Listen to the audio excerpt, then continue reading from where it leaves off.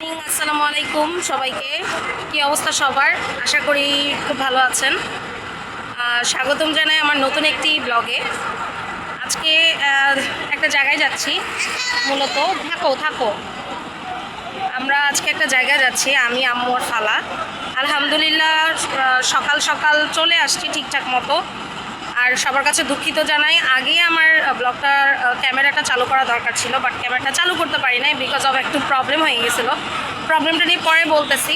কিন্তু এখন হচ্ছে আমার বাসে, যেহেতু দেখতে পারতেছেন আমি বাস কাউন্টারে আছি, সুতরাং আমি এমন একটা জায়গায় যাচ্ছি। আমার ব্লগটা দেখতে থাকুন, আশা করি ভালো লাগবে। আর হচ্ছে এই যে ফালা, আমরা বাসে উঠে গেছি, তাই না মা? এসি বাসে আমরা এসি বাসে উঠে গেছি, আমাদের বাসের টাইম হয়ে গেছে। তো আসলে ভিডিওটা ছাড়তে অনেক লেট করে ফেলছি। বাসে উঠতেছি, ইনশাল্লাহ কোথায় যাচ্ছি দেখবেন এবং আমিও বলবো আপনাদের সাথে। তুমি এখানে বসবা? তুমি ওখানে বসবা? তাহলে আমি কোথায় বসবো? আমি কি দাঁড়িয়ে থাকবো?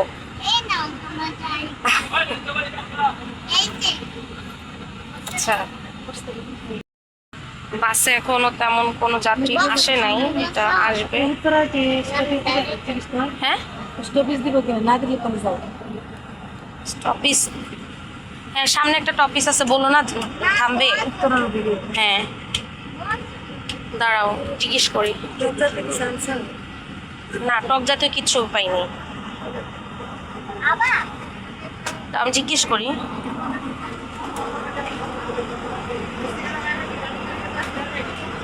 ভাইয়া, সামনে স্টপেজে কি দাঁড়াবেন? জি, সামনে ভবানীপুর যায়, আবার না উত্তরা দাঁড়াবো। উত্তরে দাঁড়াবেন? 2-4 মিনিট। আচ্ছা, ও আচ্ছা, ঠিক আছে। ওখানে উঠবে, একটু নামা যাবে? মানে ও মহিলা বলতেছে যদি ওয়াশরুম লাগে তখন কি?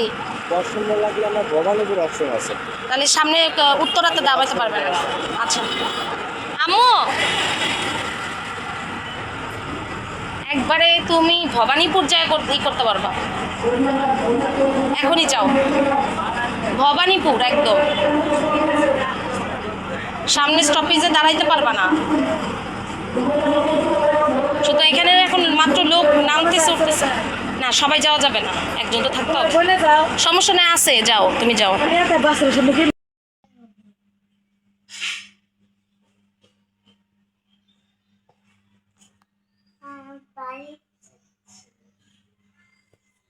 কয়টা বাজে?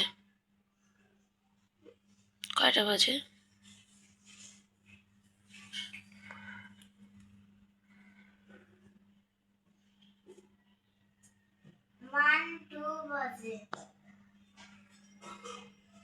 ওয়ান টু বাজে। এত সকালে কেমনে ঘুম থেকে উঠছো? তোমার তো আমি ডাকি নাই।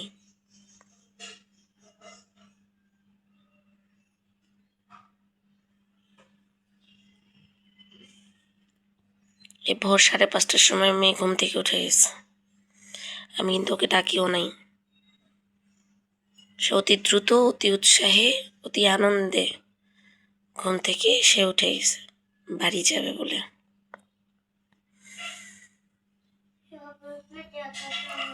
অনেক, মাত্র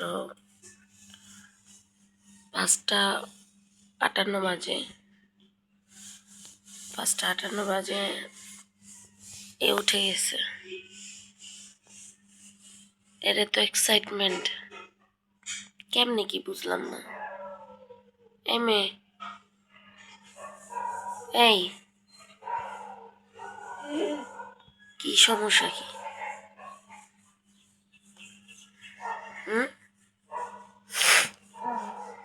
কেমনে উঠে গেলা তুমি, বলো?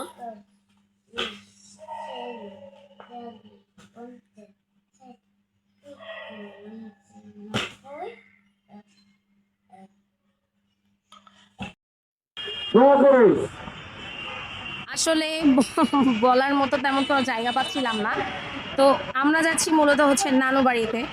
তো নানু বাড়িতে যাওয়ার অনেক দিন থেকে প্ল্যান ছিল, বাট আসলে যাওয়া হয় নাই। ফালাক তো খুবই ইন্টারেস্টেড, মানে ফালাক খুবই আনন্দ পাচ্ছে যে যাচ্ছে। ও এত খুশি, ও সকাল 5টার সময় উঠে গেছে। 5টার সময় উঠে সে আমাকে ডাকতেছে, মা চলো রেডি হই, বাড়ি যাব। ও নিজের জামা কাপড় নিজে গুছাইছে, কালকে রাত্রে আমি সবকিছু গুছাই রাখছিলাম। ও নিজের জামা কাপড় নিজে গুছাইছে। সকাল 5টার সময়, ভোর 5টার সময় উঠে আমাকে ডাকতেছে, মা চলো আমাদের ট্রেন চলে যাবে, কিন্তু ট্রেনে টিকিট পাই নাই। বাসে আমরা বিআরটিসি বাসে টিকিট কাটছিলাম, বাট বিআরটিসি বাসেও দেখা গেছে যে টিকিটটা মানে কোনোভাবে ছুটে গেছে, কারণ বাস নষ্ট হয়ে গেছে মাঝখানে, সেই জন্য বাসও নাকি ছুটে গেছে। তো যার কারণে আমরা এখন আবার মহাখালীতে আসছি, মহাখালী থেকে আবার বাসে উঠে যাচ্ছি। আমাদের ইউনাইটেড বাস, আমাদের খুব পছন্দের একটা বাস। ইউনাইটেড বাসে যাচ্ছি। সবচেয়ে বড় কথা হচ্ছে যাবো যাবো বলে যাওয়া হয়নি, তো এইবার যাচ্ছি। মানে হুট করে ফালাকের স্কুলে বন্ধ দিয়ে দিচ্ছে, আমারও অফিস বন্ধ, তো সেদিক থেকে আম্মুও বন্ধ পেয়েছে। তো এই ছুটিটা একটু কাজে লাগানো যায়। তো এই জন্য গ্রামের বাড়িতে যাওয়ার আসলে প্ল্যান করলে সেভাবে আসলে যাওয়া হয় না। খুব শখ ছিল যে অন্যভাবে যাব, কিন্তু আসলে কোনোভাবেই যাওয়া সম্ভব হয় না। এখন যাচ্ছি অন্যভাবে। এখন মানে আসছি, আম্মু আসছে, এখন আমরা বাসে যাব। বাসে ছাড়ার সময় হয়ে গেছে, আমাদের অনেক আগে আসার কথা ছিল কিন্তু আসতে পারিনি। বাসে এখন যাচ্ছি, আর বাস ছাড়বে, বাস ছাড়ার পরে বাদ বাকি কথা রাস্তায় হবে ইনশাল্লাহ। সাথে থাকবে, এই যে পালাকে দিকে আসো, রাস্তায় কথা হবে। ব্লগটা আমার সাথে থাকবেন, আমার শেষ পর্যন্ত দেখবেন। এটা না এটা না আচ্ছা।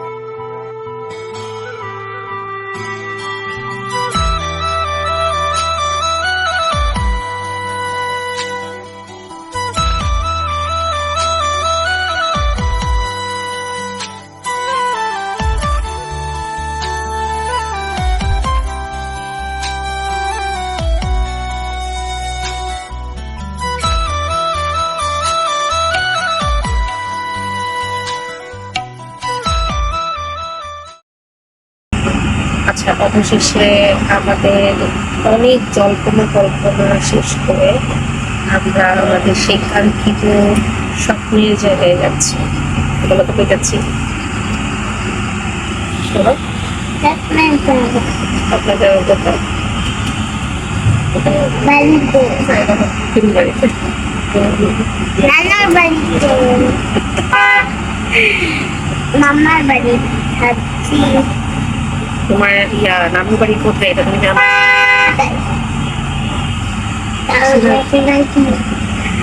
আচ্ছা, আসলে হচ্ছে নানু বাড়িতে আমরা অনেক আগে যেতাম, কিন্তু আসলে যাওয়া হয়নি। কারণ হচ্ছে কিছু একটা বললে সে কাজটা আসলে কেন জানি হয় না। সবকিছু মেনটেন করে আসলে যাওয়া পসিবল হয় না। এত চেষ্টা করছি যাওয়ার, এত প্ল্যান করছি যাওয়ার, আসলে যাওয়া হয়নি। যাবো যাবো যাবো যাবো করে স্বপ্ন দেখছি। দেখছি যে সেই ধানের ক্ষেত, নদী, নদীর পানি, এগুলো আসলে চিন্তা করতে করতে ঘুমাইতাম, আবার ঘুমাইতে চিন্তা করতাম। এই চিন্তা করে অফিসের কথা চিন্তা করে, ব্যবসার কথা চিন্তা করে, মেয়ের পড়াশোনার কথা চিন্তা করে, সব কিছুর কথা চিন্তা করে আসলে যাওয়া হয়নি। ফাইনালি যাচ্ছি, ফাইনালি হচ্ছে আমরা সেই আমাদের জায়গায় যাচ্ছি। এত এক্সাইটমেন্ট কাজ করতেছে, হঠাৎ করে হুট করে। আসলে এতদিন কখনো ছুটি পাই না, আমিও পাই না, পালাকও পায় না, আম্মুও পায় না, যার কারণে হুট করে যাওয়া হচ্ছে আজকে। আমাদের খুব পছন্দের একটা বাস, ইউনাইটেড বাস, এই বাসে যাচ্ছি। আমি তো মনে করছিলাম সিট পাবো না, তো অবশেষে পাইছি। ফাইনালি আমি সিট পাইছি। তো এখন হচ্ছে আমরা দেখা হবো। হ্যাঁ, আমরা এর আগে অনেক আগে গিয়েছিলাম।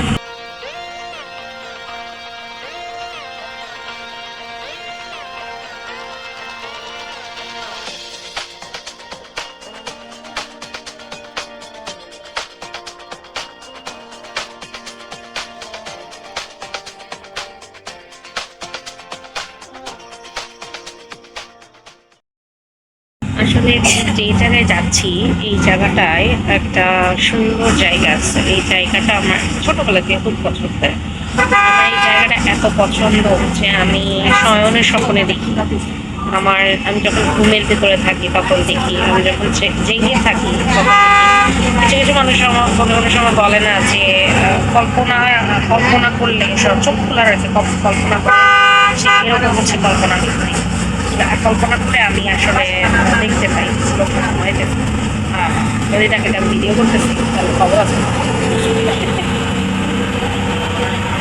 যাই হোক, আমি আসলে যখনই আমি কল্পনা জগতে চলে যাই আমি ওই জায়গাটা দেখি, আর ওই জায়গাটা আমার এতটা আকৃষ্ট করে, এতটা মানে আকৃষ্ট করে বলার কারণে আমি আসলে মাঝে মাঝে ঘুমের ঘুরে ওখানে চলে যাই। মনে হয় আমি দাঁড়িয়ে ওই জায়গাটা দেখতেছি।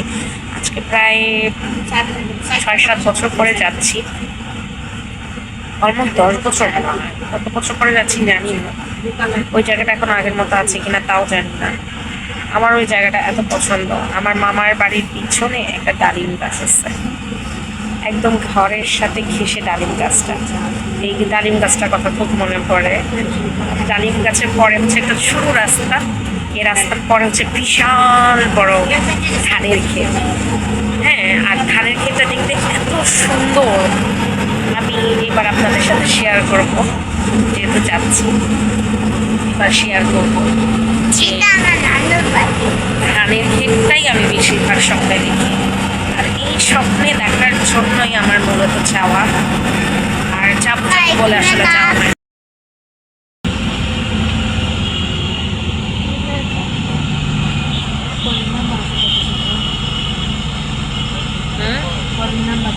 আচ্ছা, কেন ভাই এসি সহ্য হয় না? আমি এসির ভেতরে থাকতে পারি না। আমার মেয়ে থাকতে পারে, কারণ জন্মের পরে এসিতে থাকছে তো এসি ওর পছন্দ না। আমি আর আম্মু এসিতে থাকতেই পারি না, খুব সমস্যা হয়ে যায়। আমরা এখন অলমোস্ট মনে হয় ঢাকা ছাড়তেছি, আশেপাশের অবস্থাটা দেখাই। তো ভোরে উঠছি যে আমার চোখ জ্বলতেছে, লাল চোখে পানি করতেছে, এত ভোরে উঠছে। মেয়েও এত ভোরে উঠছে যে ঘুমাই গেছে।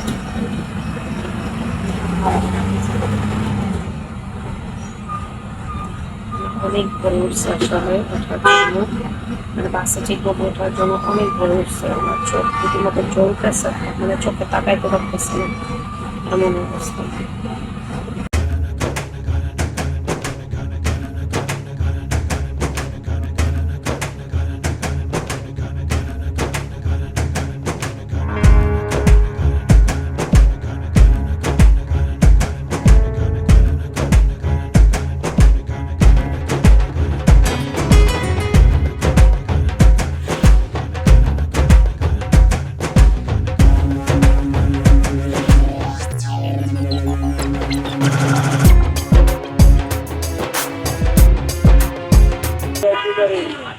দেখো মিষ্টি নাও, যা পারো যতটুকু পারো নাও। আমরা বাস থেকে অলরেডি নেমে গেছি। বাস থেকে নেমে এখন আমাদেরকে সিএনজিতে যেতে হবে, যেহেতু আমাদের একদম ডিরেক্ট কোনো বাস নাই।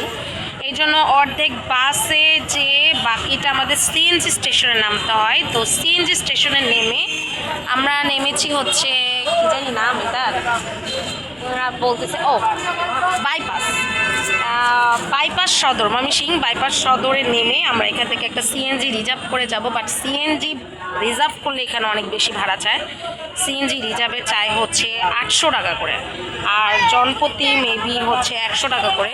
কোথায় 100 আর কোথায় মানে 800।